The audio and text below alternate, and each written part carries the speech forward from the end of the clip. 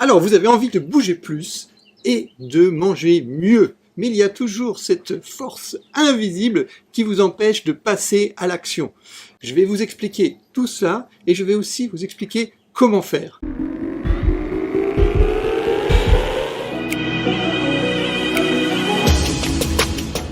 Bonjour à tous. Alors, bravo déjà de regarder cette vidéo, c'est un premier pas dans la bonne direction. Alors, aujourd'hui je vais vous expliquer pourquoi c'est une mauvaise idée de repousser sans arrêt au lendemain le passage à l'action pour avoir à la fois une meilleure activité physique et une meilleure nutrition. Tout d'abord, si vous passez pas à l'action, vous n'aurez pas de résultat, évidemment.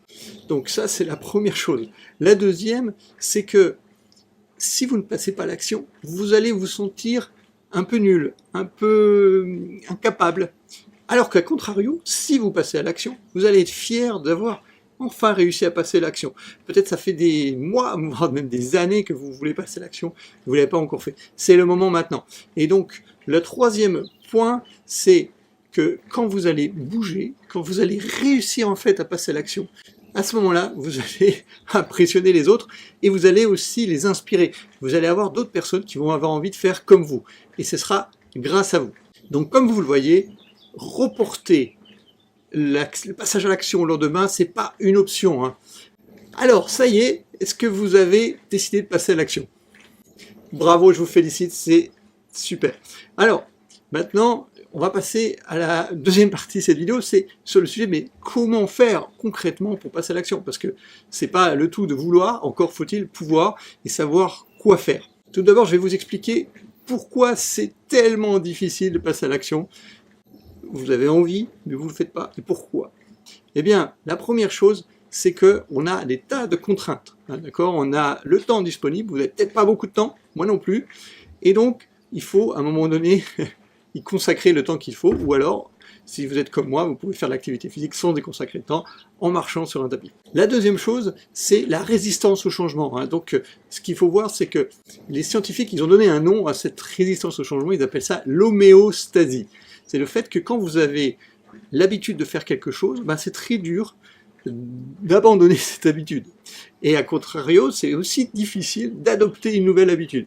Les scientifiques, ils disent qu'il faut environ 21 jours pour passer de « je veux prendre une habitude » à ce qu'elle soit vraiment une habitude.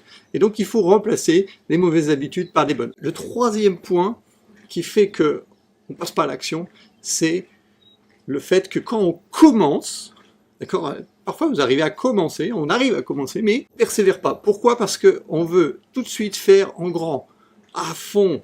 Allez, je vais aller 4 fois à la salle de gym, je vais faire super attention à ce que je mange, etc. Et puis finalement, on a l'impression que c'est pas... le fait de faire un petit peu tous les jours, ça sert à rien, en fait. On a cette impression-là. Alors que c'est complètement faux. Complètement faux. Ce qui compte, c'est de faire un petit peu tous les jours et de le faire pendant des années. C'est ça qui fonctionne. Alors, par exemple, je vous donne une idée, une petite question comme ça. Selon vous, combien de grammes il faut perdre par jour pour perdre 5 kilos en un an? 5 kilos en un an, combien ça fait par jour, chaque jour?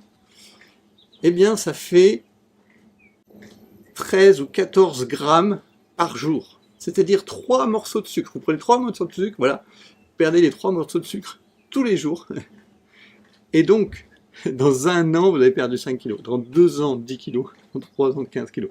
Voilà. C'est juste pour illustrer le fait que les petits pas, la théorie des petits pas, un petit peu tous les jours, mais pendant vraiment tous les jours, ça a un impact énorme. Alors que quand on veut faire tout d'un coup, finalement, on lâche. Voilà. Alors maintenant, c'est à vous de jouer. Alors dites-moi en commentaire ce que vous souhaitez faire, par où vous allez commencer. Et puis ceux qui n'ont pas trop d'idées, moi ce que je vous recommande, c'est de passer tout simplement d'aller le prochain appel téléphonique que vous allez faire dans cette journée. D'accord? Vous le faites en marchant. Vous pouvez marcher, tourner autour de votre bureau. Vous pouvez aller dans un parc. Vous pouvez aller dans la rue, ou peu importe là où vous êtes, proche de là où vous êtes.